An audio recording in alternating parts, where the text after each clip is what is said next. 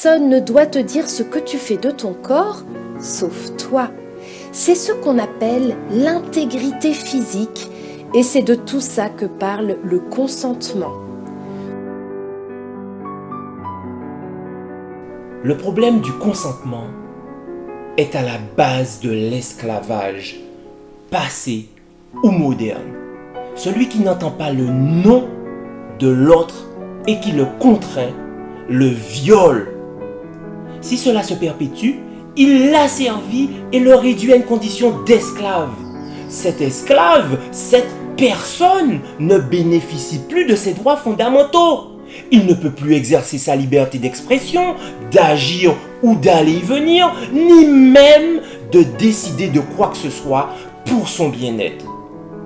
Le code noir, faisant force de loi, est-ce pour autant que l'esclavage étant légal était une bonne chose pour ceux qui le subissaient?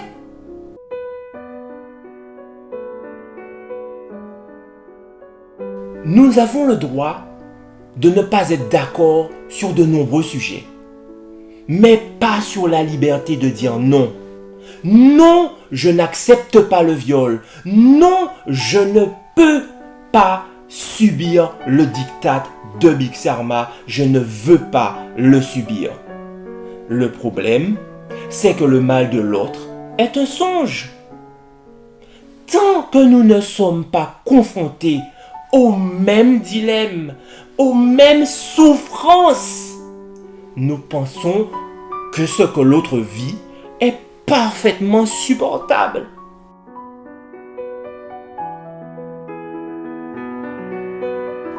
Nous devons prendre notre destin en main, dire non, préparer notre porte de sortie, car nous ne consentons pas à être violés.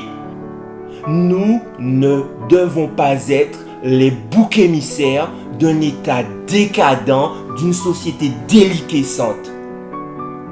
Dévier le tir de l'agressivité sur une minorité de la population qu'on veut forcer, donc sans leur consentement, est le contraire de la démocratie. Alors, qu'est-ce qu'un vice du consentement? Un vice du consentement, c'est un fait. C'est une circonstance qui altère, qui abîme la volonté d'un co-contractant. Et circonstance qui peut donc, en raison du fait que ça vicie le consentement, circonstance qui peut conduire à la nullité du contrat. Alors tout d'abord, ce peut être le caractère éclairé du consentement qui peut être éteint. Il y aura un consentement, certes, mais ce consentement n'est pas assez éclairé, ce qui peut donc assez logiquement entraîner la nullité du contrat. Deux vices du consentement concernent donc le caractère éclairé du consentement, l'erreur et le dol. Ensuite, ce peut être le caractère libre du consentement qui peut être atteint. Il y a un consentement, mais ce consentement n'est pas donné de manière libre, il est donné de manière contrainte. C'est la violence qui vient sanctionner une atteinte à la liberté du consentement. Il y a donc, si l'on résume, trois vices du consentement: erreur, dol et violence. Lorsque le contrat est affecté de l'un de ces trois vices du consentement, le contrat pourra être annulé. Plus précisément, il s'agit d'une nullité relative, comme l'affirme l'article 1131 du Code civil. Cela signifie que seule la partie que la loi entend protéger peut normalement agir en nullité.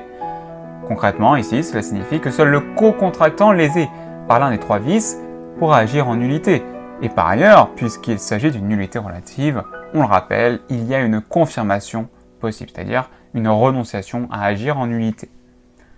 En outre, le point de départ de l'action en nullité diffère, puisque en cas d'erreur ou de dol, le délai de l'action en nullité commence à courir à partir du jour où ces vices ont été découverts. En cas de violence, par contre, le délai de l'action en nullité commence à courir à partir du jour où la violence a cessé. Notons enfin que, concernant donc ces vices du consentement, le délai de prescription de l'action en nullité est de 5 ans.